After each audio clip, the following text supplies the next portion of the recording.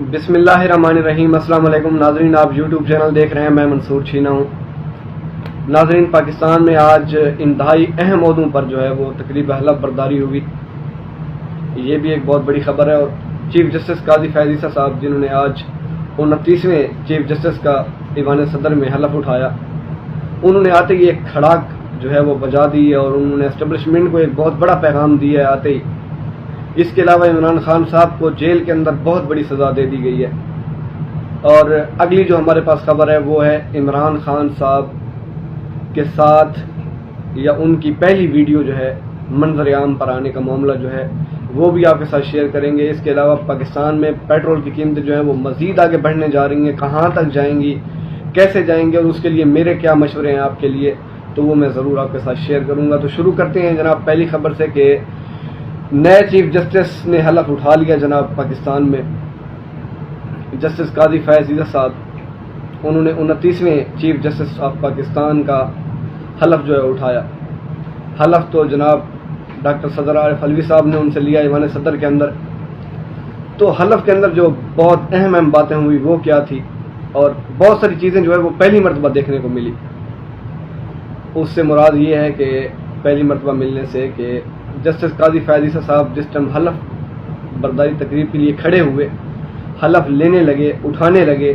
تو انہوں نے اپنی بیگم سرینا عیسیٰ صاحب کو مخاطب کر کے اپنے پاس بلایا اور کہا کہ میرے ساتھ کھڑی ہو جائیں، اور وہ ان کے ساتھ کھڑی ہو گئے۔ انہوں نے ان کی موجودگی کے اندر ان کو ساتھ کھڑا کر کے حلف لیا۔ یہ سسٹم امریکہ کے اندر پہلے سے ہے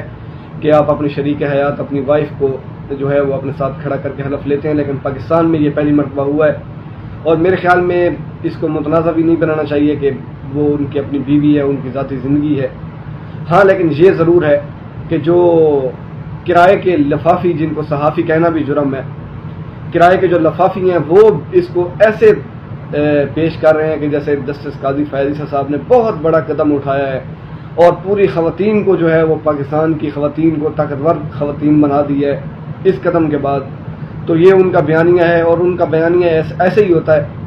کہ جہاں طاقتور لوگ ان کو کہیں گے کہ اس طرف آپ نے رخ موڑنا ہے ہواؤں کا، تو ان کی ہواؤں کا رخ ہمیشہ اس طرف مڑا رہے گا۔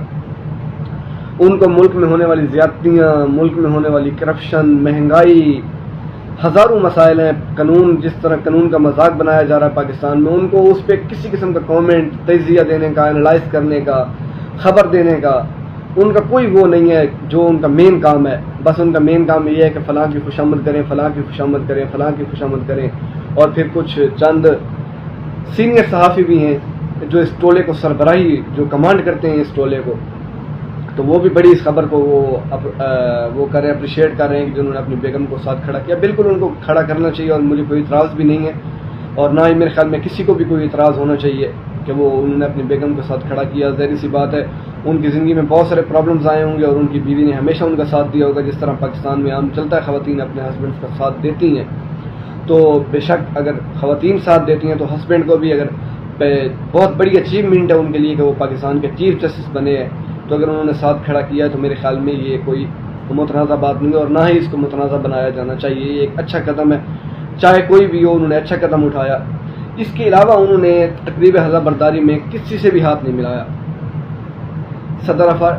عارف علوی صاحب سے لے کر چیف فارم اسٹاف بھی وہاں سے آئے ہوئے تھے، اور DGI بھی آئے ہوئے تھے، نگران وزیر اعظم بھی بیٹھے ہوئے تھے، کسی سے بھی انہوں نے ہاتھ نہیں ملایا۔ اور جو تقریب کے انویٹیشن کارڈ بھی گئے تھے اس کے اوپر بھی لکھا ہوا تھا کہ جسٹس قاضی فیض عیسیٰ صاحب ہینڈ شیکنگ نہیں کریں گے کسی کے ساتھ، اور انہوں نے کی بھی نہیں ہے کسی کے ساتھ ہینڈ شیکنگ۔ تو یہ یقیناً اسٹیبلشمنٹ کے لیے ایک بہت بڑا پیغام ہے کہ جن کے آگے لوگ جھک جایا کرتے ہیں، تو جسٹس قاضی فیض عیسیٰ صاحب نے ایک جوان مردی کے ساتھ بہت بڑا پیغام دیا ہے ہینڈ شیک نہ کر کے، کہ وہ کسی سے ہاتھ نہیں ملائیں گے، وہ ہاتھ ان سے ملائیں گے جو قانون کے ہوں گے۔ اس کے علاوہ انہوں نے آتے ہی جو ہے وہ سب سے بڑا جو ہے کھڑا بھی بجا دیا ہے اسٹیبلشمنٹ کے لیے۔ انہوں نے جو ایک بل تھا پریکٹس اینڈ پروسیجر بل، اس کے اوپر ایک جو ہے وہ بینچ بھی تشکیل کر دی ہے۔ اب چیف جسٹس جو ہیں قاضی فیض عیسیٰ صاحب، ان کے پاس بڑے عہدے آ گئے ہیں۔ مثال کے طور کے اوپر وہ چیف جسٹس تو بنے ہی ہیں، ساتھ وہ سپریم جوڈیشنل کونسل، جو سپریم جوڈیشل کونسل ہے، ان کے سربراہ بھی بنے ہیں۔ لیکن ان میں جو ہے وہ ایک ممبر جو رکن ہے وہ ہیں جسٹس اعجاز الاحسن صاحب، جن کو نون لیگ جو ہے وہ بہت انہوں نے متنازع بنایا ہے ان کو، اور باقی پارٹیوں نے بھی بہت متنازع بنایا ہے، اسٹیبلشمنٹ بھی کچھ خاص راضی نہیں ہے ان سے، لیکن کیونکہ وہ سینئر ترین جج ہیں تو اب جسٹس قاضی فیض صاحب جو بھی فیصلہ لیں گے تو ان کو مشورہ کرنا پڑے گا سپریم جوڈیشل کونسل کے ممبر جسٹس اعجاز الاحسن صاحب سے، اور ان سے وہ مشورہ کر کے جو بھی فیصلہ کریں گے تو وہ فیصلہ جسٹس اعجاز الاحسن صاحب کی مرضی سے، ان سے مشاورت سے ہوگا۔ تو یہ بہت بڑے اقدام ہے۔ ناظرین، اسی کے ساتھ ساتھ عمران خان صاحب کو جیل میں بہت بڑی سزا دے دی گئی، اور بہت بڑی سزا یہ ہے کہ آپ نے میری بات کو سمجھنا ہے، اور سمجھنے کے بعد آپ نے فیصلہ کرنا ہے کہ میں جو بات کر رہا ہوں اس میں کتنی حقیقت ہے، اور اس کو واقعی سزا میں نے جو کہا ہے وہ سزا کہنا درست ہے یا نہیں ہے۔ تو ناظرین، عمران خان صاحب جب سے ان کی سزا معطل ہوئی تھی تو ان سے جو ایک وہ بلیم تھا ان کے اوپر، اور ایک ان کا جو فیس بنایا ہوا تھا کرپشن کا، وہ مٹ گیا، ختم ہو گیا۔ اس کے بعد ان کو جیل کے اندر کچھ فیسلٹیز، کچھ جو بالکل نہ ہونے کے برابر ہیں وہ دے دی گئی۔ ان میں سے ایک تو یہ تھی کہ ان کو کاپی پینسل مہیا کی گئی۔ اچھا، دوسری جو سزا ان کو دی گئی، سزا یہ تھی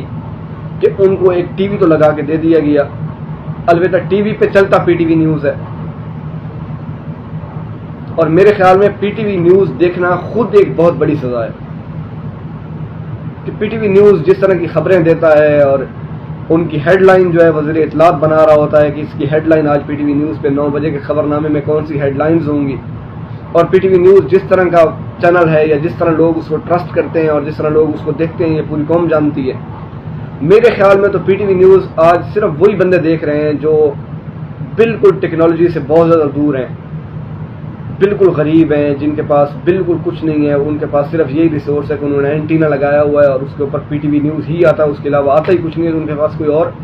آپشن ہی نہیں ہے۔ تو جس کے پاس تھوڑا سا بھی آپشن ہے وہ کبھی بھی پی ٹی وی نیوز کے دور دور تک بھی نزدیک نہیں آتا۔ تو عمران خان صاحب کو پی ٹی وی نیوز جو ہے وہ مہیا کیا گیا ہے، جو کہ ایک بہت بڑی سزا ہے عمران خان صاحب کے لیے، کہ ایک پہلے دل جلا ہوا ہوتا ہے انسان کو، اور میں نے خود نوٹ کیا ہے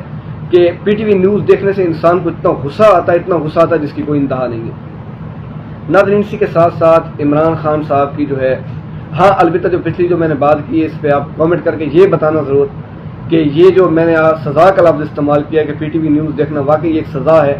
تو کیا میں نے غلط کہا یا درست کہا، اس پہ اپنا جو ہے مفید مشورہ مجھے ضرور عنایت کیجیے گا، کیونکہ میں نے اپنا انالائز دیا ہے کہ جہاں تک مجھے لگتا ہے یا میں نے اس کو وہ کیا فیس کیا، تو مجھے پی ٹی وی نیوز دیکھنا ایک سزا ہی لگتا ہے۔ اس کے ساتھ ساتھ ناظرین، پاکستان کے اندر آپ کو آنے والے دنوں کے اندر جو پیٹرول ہے وہ 400 روپے لیٹر تک ملے گا، اور یہ میری بات آپ لکھ لیں، میں نے پچھلے ولاگ میں، اور جب پچھلی اس سے پہلے قیمتیں بڑھی تھی تو میں نے آپ لوگوں کو کہا تھا کہ پیٹرول کی ٹنکیاں فل کروا لیں، پیٹرول جو ہے وہ بڑھنے والا ہے۔ ان لوگوں کو پاکستان کی غریب عوام سے کوئی لینا دینا نہیں ہے، صرف جھوٹا ڈرامہ ڈھونگ اور وہ رچایا جاتا ہے میڈیا پہ بیٹھ کے کہ ہمیں بڑی تکلیف ہے، تکلیف بھی بہت ہے، اور ہم 26 روپے